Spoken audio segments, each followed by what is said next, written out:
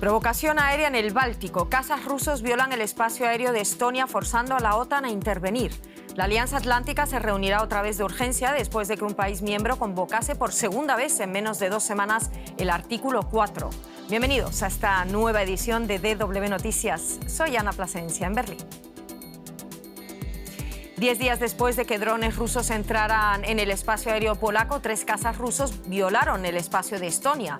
Y Polonia detectó poco después otros 2 cazas rusos en el mar Báltico. La alta representante europea para política exterior calificó la incursión de provocación extremadamente peligrosa y Estonia invocó el artículo 4 del Tratado de la OTAN para efectuar consultas con los aliados. Recién la semana pasada, recordemos, el secretario general de la OTAN anunciaba una nueva iniciativa militar bautizada con el nombre de Eastern Sentry, Centinela Oriental, con la que se busca reforzar la defensa del flanco oriental de la alianza. ¿Qué tipo de respuesta puede esperarse por parte de la OTAN? El asesinato del activista ultraconservador Charlie Kirk intensifica el debate sobre la libertad de expresión en Estados Unidos, marcado por decisiones como la cancelación del programa de Jimmy Kimmel y las amenazas del presidente Trump de quitarle los permisos de emisión a los canales que lo critiquen.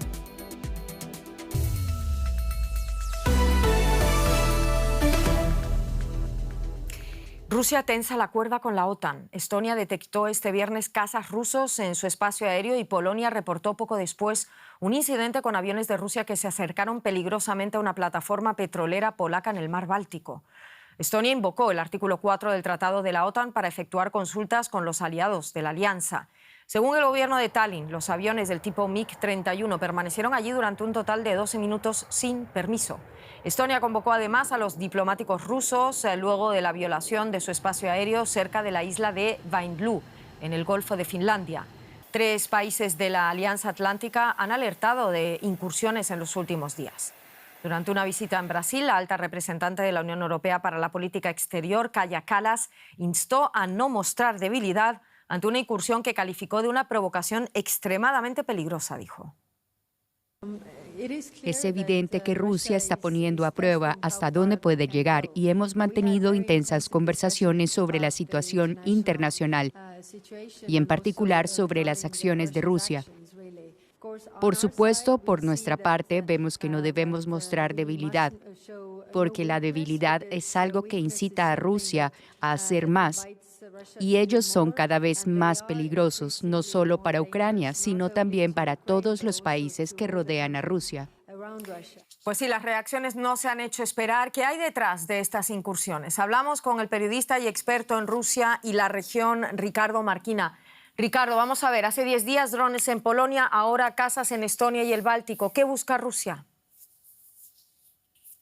Hola, buenas noches desde Estonia. Lo que parece es que Rusia quiere tomar la medida a la reacción de la OTAN, saber desde dónde actúan los aviones de la OTAN, sus sistemas de defensa aérea, cuánto tardan en reaccionar, cómo llegan, quiénes que llegan, en este caso la Fuerza Armada Italiana aquí en Estonia, saber cuál es la capacidad real de la OTAN y sobre todo y ante todo detectar los puntos débiles. En el caso de Estonia, pues es muy evidente, Estonia no tiene una fuerza aérea operativa y depende completamente de la fuerza aérea de la OTAN, en este caso aviones de combate italianos, en el otro caso han sido daneses o han sido también españoles. Va cambiando la misión de policía aérea de la OTAN aquí en Estonia de manera semestral, con lo cual está totalmente indefensa si no es por ayuda de la OTAN. Rusia quiere saber dónde están esos puntos flacos para, en un hipotético caso de confrontación bélica, poder aprovecharlos.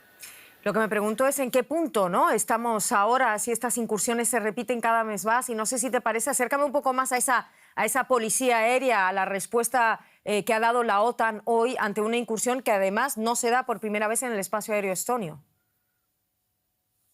Son 4 ya las veces que ha ocurrido en este año y lo que ha pasado hoy es que una vez detectados esos 3 cazas rusos, los aviones de la Fuerza Aérea Italiana que están aquí estacionados en Estonia, pues han ido a interceptar a estos aviones y mostrarles el camino de vuelta a casa. Después, con esos aviones que se han visto en el mar Báltico, que ha detectado Polonia, han sido también detectados por la Fuerza Aérea Sueca, que ha hecho unas fotografías extremadamente inquietantes. Si vemos las fotografías de la Fuerza Aérea Sueca, esos aviones rusos estaban armados con misiles aire-aire.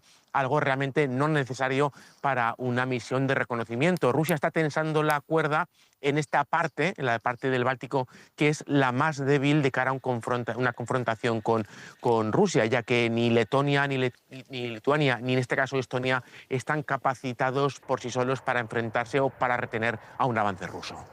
Muchísimas gracias por todo esto, Ricardo Marquina en Tallinn. A ustedes. Queremos seguir profundizando en este tema. Polonia detecta 2 cazas rusos en el mar Báltico después de que Estonia reportase otros 3, todo en el mismo día. Hablamos con el codirector del Instituto de Estudios sobre Conflictos y Acción Humanitaria y experto en Relaciones Internacionales, Seguridad y Prevención de Conflictos Violentos, Jesús Núñez Villaverde. Jesús, hablando de prevención de conflictos, vamos a hablar un poco más de esto. A ver, drones rusos en territorio polaco hace 10 días. Ya fue visto como una provocación. Hoy cazas rusos en Estonia y en el mar Báltico. Aviones que están armados. ¿Supone una escalada para ti y cuál es el riesgo? Yo creo que estamos ante una repetición de una pauta de comportamiento que, si nos remontamos en la historia, ya se daba durante la Guerra Fría entre la Unión Soviética y el Pacto de Varsovia por un lado y la OTAN y Estados Unidos por el otro lado. Una pauta de comportamiento que no supone de momento un ataque, pero sí provocaciones cada vez más frecuentes que lo que buscan, como ya se estaba comentando, es poner a prueba los sistemas de defensa antiaéreos y las capacidades de interceptación de drones o de aviones, en este caso, por parte de la Alianza Atlántica, pero que también tiene un componente político, intentando ver hasta dónde llega la unidad y la voluntad de la Alianza para hacer frente a lo que Moscú está decidiendo. Me quedo con la duda de a qué se refiere la señora Kaja Kallas con lo de que no debemos mostrar debilidad. No sé si eso quiere decir que hay que hacer algo más que criticar o denunciar lo que está haciendo Rusia de manera meramente discursiva y pasar a la utilización de medidas de fuerza, lo cual podría suponer efectivamente en ese caso una escalada que podría llevar a un final absolutamente indeseable. Bueno, sería ponerse a especular, pero también me habría gustado preguntarte eso, lo de Kallas, y me lo acabas de contestar. Vamos a partir de la base, Jesús, de que la OTAN necesita mostrar fuerza. Como dices tú, Rusia pone a prueba la defensa de la OTAN. A la vez, la OTAN quiere impedir una escalada que desemboque en lo peor, que sería una confrontación directa. ¿Cómo debería, según tú, responder la OTAN a esta nueva provocación? Creo que no va a ir más allá de lo que hemos visto hasta ahora. Por un lado, como ha hecho Polonia, activando el artículo 4 del Tratado de la OTAN, que pone en marcha un sistema de consultas entre los aliados para ver en dónde está situado cada uno con respecto a esas provocaciones, pero que no ha supuesto en ningún caso, ni creo que lo vaya a suponer de inmediato, la activación del artículo 5, que sería el de defensa colectiva. La última vez que la OTAN hizo eso fue después de los atentados del 11 de septiembre del año 2001 en Nueva York y en Washington, y desde entonces no ha ocurrido algo parecido. Por lo tanto, lo más previsible es que la OTAN siga aumentando los efectivos que están rotando en los países bálticos y en los vecinos más inmediatos de Rusia para hacerle ver que está preparada ante cualquier hipótesis, pero entendiendo de forma muy clara que ni Rusia desea una guerra con la OTAN, ni tampoco la Alianza Atlántica con Rusia. Para Rusia, que no consigue ni siquiera sus objetivos en Ucrania, abrir un frente con la organización militar más potente del planeta sería desde luego un desastre que no podría manejar. Y la OTAN tampoco está deseando, lo ha demostrado sobradamente, iniciar un choque militar directo con Rusia. Por lo tanto, quiero creer que estas tensiones se van a prolongar en el tiempo, pero sin ir mucho más allá de momento. Muchísimas gracias por estas valoraciones, Jesús Núñez Villaverde. Como siempre, un placer. Gracias hacia Madrid. Encantado, hasta la próxima.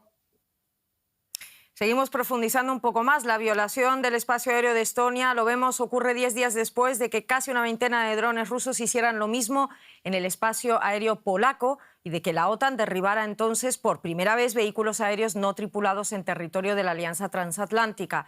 En muchos países europeos aumentan por eso las voces que piden una mejor defensa contra drones a lo largo del flanco oriental de la OTAN. Sirenas antiaéreas, espacio aéreo cerrado, miedo entre los residentes. No se trata de las escenas tan habituales ya en Ucrania, sino de Polonia, territorio de la OTAN, cuyo espacio aéreo fue invadido por casi 20 drones rusos. Soy de Ucrania, vine a Polonia y pensé que sería mejor. No estábamos preparados mentalmente para esas sirenas.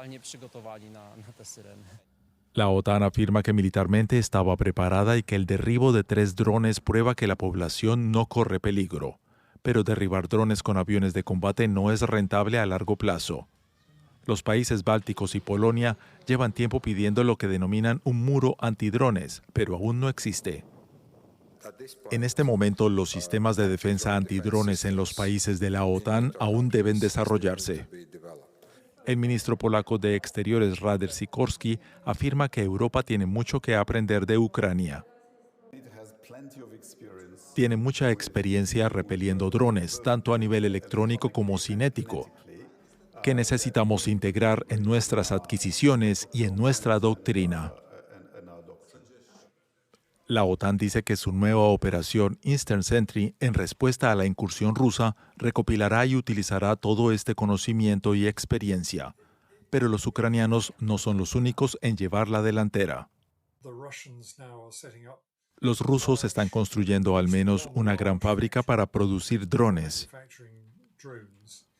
Y creo que Ucrania y Europa tienen que encontrar una forma de desarrollar tanto drones ofensivos como medidas antidrones, al menos con la misma rapidez e incluso más. El ex jefe del Comité Militar de la OTAN, almirante Rob Bauer, afirma que tanto la alianza como sus ciudadanos deben prepararse para un aumento de drones y situaciones aún peores. ¿Significa esto, almirante Bauer, que la OTAN está en guerra? Sin duda no estamos en paz. Nos encontramos en una especie de zona gris entre la paz y la guerra.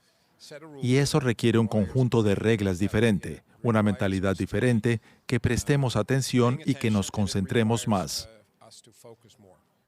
A pesar de que la OTAN ya destina más recursos a Polonia en el marco de la operación Eastern Sentry, Moscú no parece desanimada. El pasado fin de semana, un dron ruso entró en el espacio aéreo rumano.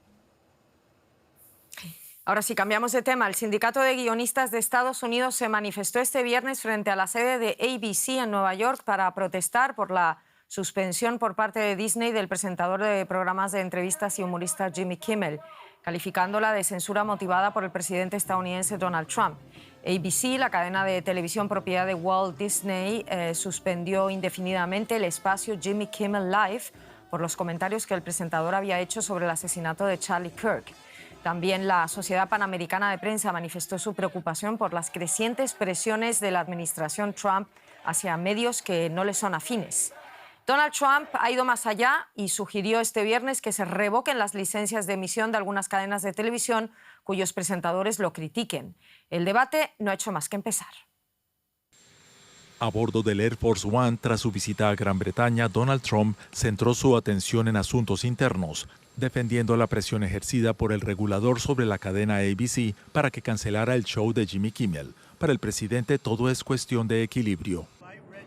Leí que las cadenas estaban en un 97% en mi contra, un 97% negativo. Y si están un 97% en contra, me dan solo mala publicidad o prensa. Quiero decir, están obteniendo una licencia. Creo que tal vez se les debería retirar esa licencia. ¿A quién le gustaría como reemplazo de Kimmel?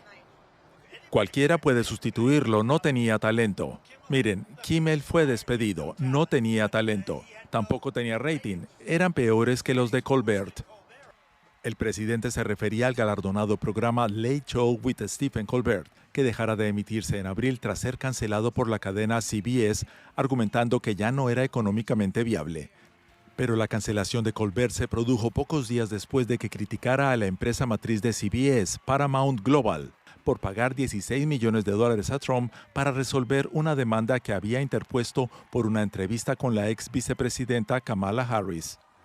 La suspensión de Kimmel fue diferente. Fue destituido explícitamente por lo que dijo, y eso es lo que ha alarmado a muchos en la izquierda estadounidense. Algunos, como el comediante Jon Stewart, que regresó a su antiguo lugar de trabajo, el Daily Show, para dar su opinión sobre la polémica. Mi nombre es Jon Stewart. Bienvenidos al Daily Show. Tenemos otro programa divertido que cumple con las normas administrativas. ¿Tienen razón los detractores y críticos? ¿Está Donald Trump coartando la libertad de expresión? Por supuesto que no, John. Los Los estadounidenses somos libres de opinar sobre lo que queramos. Sugerir lo contrario es ridículo. Pero hay muchos que no se están riendo. El periodista Chris Wallace, al que vemos aquí recibiendo su estrella en el Paseo de la Fama de Hollywood, ha estado en cadenas de todo el espectro político, desde CNN hasta Fox News. Creo que cada vez que alguien se mete en problemas solo por expresar su punto de vista, sea correcto o incorrecto, estés de acuerdo con él o no, es preocupante. Otro decano de la televisión estadounidense lo dijo sin rodeos. Es un acto de comedia. Si no les gusta, no lo vean. Pero esa no parece ser la filosofía de Donald Trump. Tras la salida de Colbert y Kimmel, ahora está pidiendo a la cadena NBC que despida a Jimmy Fallon y Seth Meyers, otros dos presentadores muy críticos del presidente. Seguimos hablando en la economía de la presión sobre los medios críticos en Estados Unidos. Andrés. Precisamente, Ana, en este caso sobre un revés judicial para el movimiento MAGA, porque un juez federal del estado de Florida ha desestimado este viernes la demanda de $15 mil millones presentada por el presidente Trump contra el diario The New York Times por el cargo de difamación. La causa de la desestimación es que la demanda es demasiado larga, con 85 páginas, y demasiado enrevesada, en opinión del juez, que la ha calificado de inapropiada e inadmisible. El letrado dio a los demandantes un plazo de 28 días para presentar nuevamente una denuncia en un formato que no supere las 40 páginas de longitud. En la demanda, Trump denuncia la publicación de un libro que llama despectivo sobre el origen de su fortuna y 3 artículos en el New York Times que considera falsos, maliciosos, difamatorios y despectivos. El presidente presentó la demanda después de que The New York Times publicara unos artículos sobre una carta de cumpleaños enviada por Trump en el año 2003 a Jeffrey Epstein, el magnate encontrado muerto en 2019 en prisión antes de su juicio por explotación sexual. Mucho movimiento en el panorama mediático de Estados Unidos y de esto queremos hablar con nuestra corresponsal financiera en Nueva York, Ana Nieto. Ana, no hubo en la justicia, en el caso de este juez de Florida, una decisión de fondo de la acusación, sino sobre la forma en que se ha solicitado. ¿Cuáles son las críticas para una demanda de nada menos que $15 mil millones?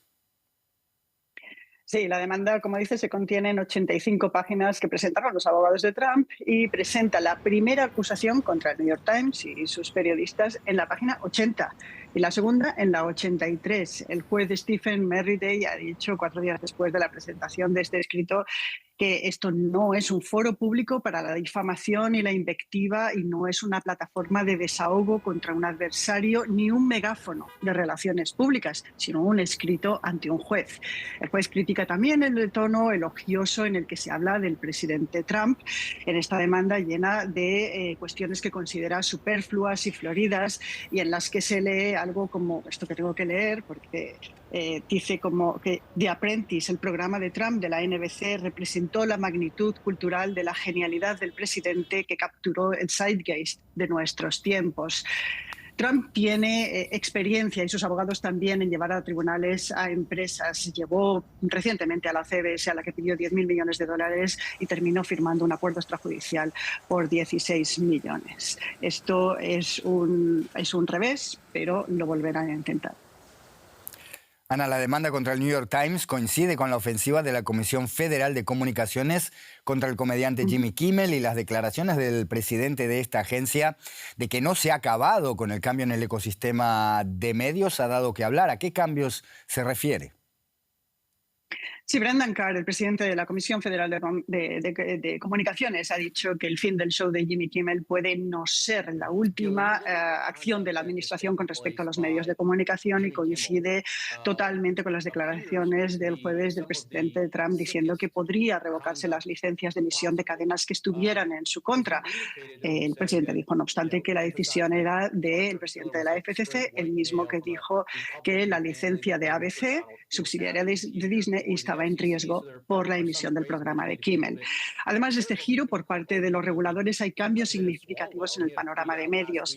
La fusión de Skydance y Paramount es aún reciente. Recordar que Skydance está presidida por David Ellison, hijo de Larry Ellison, presidente de Oracle y muy cercano al presidente Trump, y ahora mismo esta empresa está intentando comprar Warner Bros. Discovery, que entre otros activos tiene la CNN y HBO. Ana Nieto, Nueva York, gracias por estas informaciones. Buen fin de semana, hasta la próxima. Igualmente. Y Rusia sigue provocando a la OTAN con incursiones aéreas en países miembros de la alianza en la frontera oriental de la misma. Y por eso Europa quiere aumentar ahora la presión sobre Moscú. Lo hace también bajo la presión de Washington. La Comisión Europea ha dicho que va a prohibir las importaciones de gas natural licuado ruso un año antes de lo previsto. En una de las medidas de un nuevo paquete de sanciones contra Moscú que ha propuesto este viernes la Comisión Europea, el objetivo es dejar de importar gas ruso definitivamente para el 1 de enero de 2027. Más allá de la prohibición anticipada del GNL ruso, las nuevas sanciones están dirigidas también contra la llamada flota fantasma rusa de petroleros y al uso de criptomonedas por parte de bancos e instituciones financieras rusas.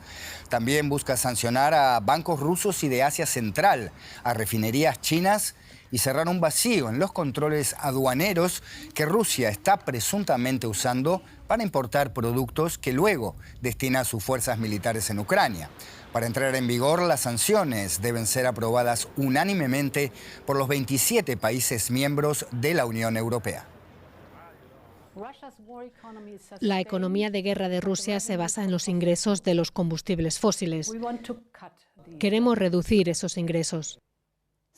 Por eso vamos a prohibir las importaciones de gas natural licuado ruso a los mercados europeos. Es hora de cerrar la llave. Estamos preparados. Hemos estado ahorrando energía, hemos diversificado el suministro.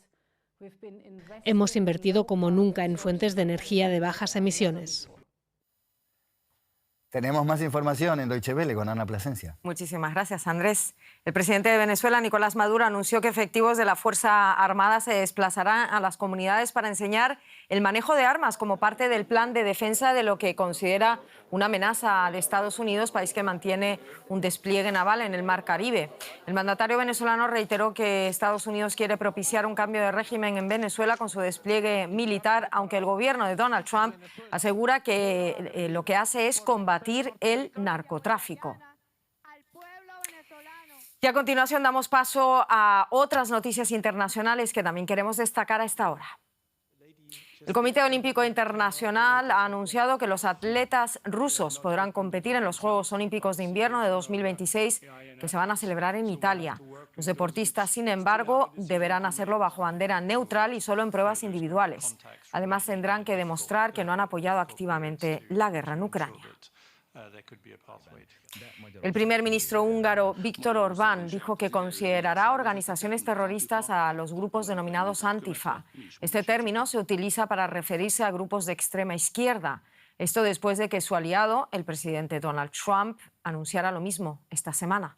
Críticos afirman que Trump está utilizando el asesinato de Kirk como pretexto para criminalizar a oponentes políticos.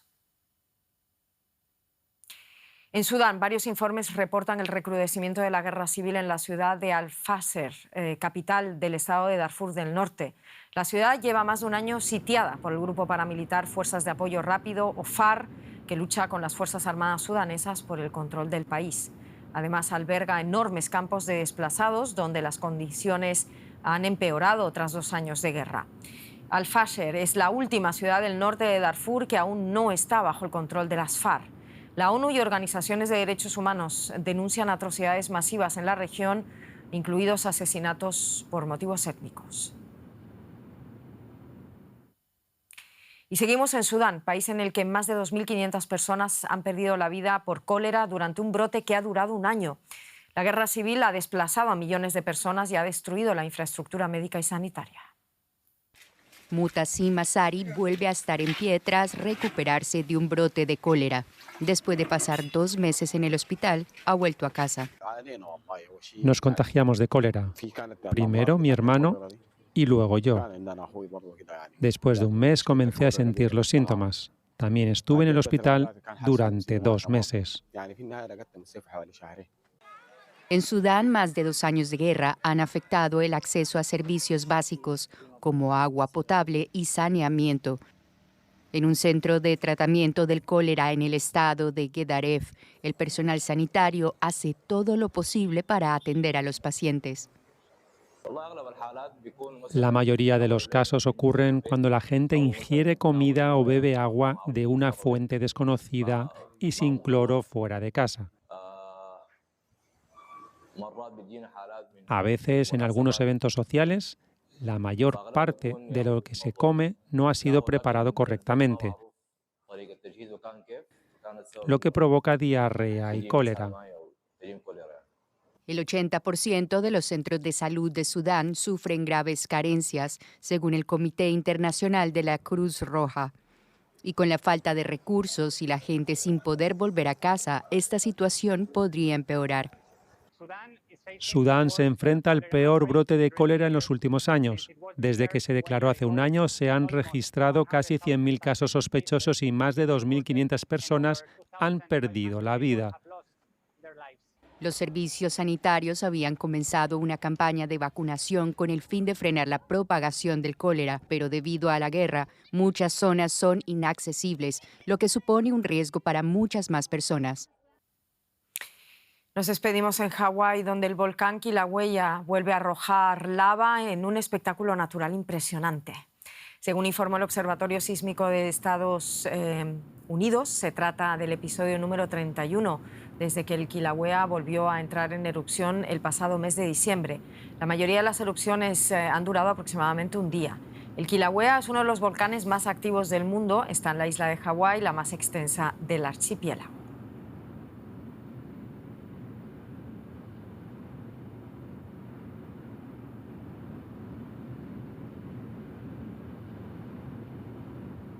Impresionantes esas imágenes que se repiten una y otra vez. De momento esto es todo. Ya saben que también estamos en nuestra página web dw.com y en nuestros canales de redes sociales. En nombre de todo el equipo, gracias por estar ahí.